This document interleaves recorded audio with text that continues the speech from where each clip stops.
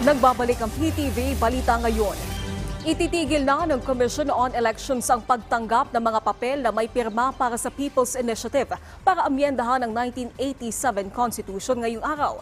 Inanunsyo ito ni COMELEC Chairperson George Garcia sa bisa ng COMELEC Resolution No. 10650 na pinagbotohan ng COMELEC en banc. Bahagi nito ang pagsuspinde ng COMELEC sa lahat ng mga proceedings na may kinalaman sa People's Initiative habang sumasailalim ito sa mas malalim na pag-aaral.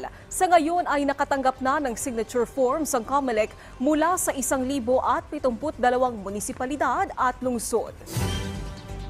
Nilinaw ni Bureau of Internal Revenue o BIR Commissioner Romeo Lumagi Jr. na hindi kasama ang maliliit na online sellers sa kanilang ipinatutupad na withholding tax.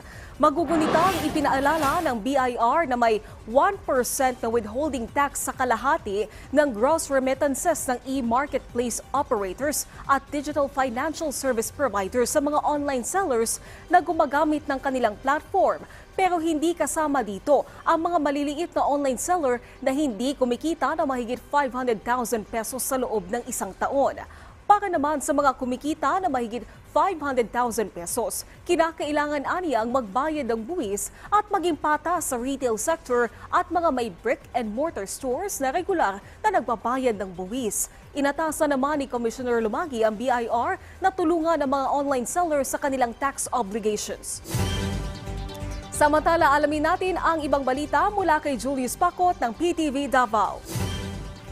Mayong adlaw, gilunsad niatong adlang Huwebes sa lokal nga panggamhanan sa Digo City, Davao del Sur ang gulayan sa tabing dagat where garden meets the sea project sa syudad.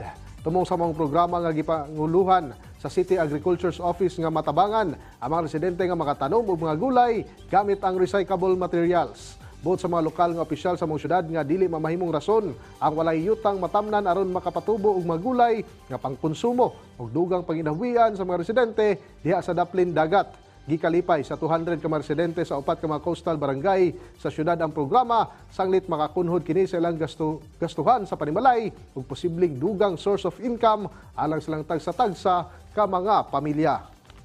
Samtang padayon ang paghatod og tabang sa City Government of General Santos alang sa mga senior citizen. Dinhi atong adlang Huwebes, nasa 578 ka mga senior citizen gikan sa nagirang barangay ang nakadawat og 2,000 pesos. Kiniisip pagsunod sa Ordinance Numbers 44 Series of 2021 sa lokal nga panggamhanan isip regalo sa mga senior citizen diha silang birthday. Busa, malipayon mga senior citizen nga gidawat ang maong cash incentives. Og mao kadto mga nag-unang mga balita gikan dinhi sa PTV Davao. Ako si Julius Pacot. Mayong adlaw. Daghang salamat Julius Pacot. At yan ang mga balita sa oras na ito. Para sa iba pang update, i-follow at i-like kami sa aming social media sites sa @PTVPH. Ako po si Naomi Tiburcio. Magandang hapon.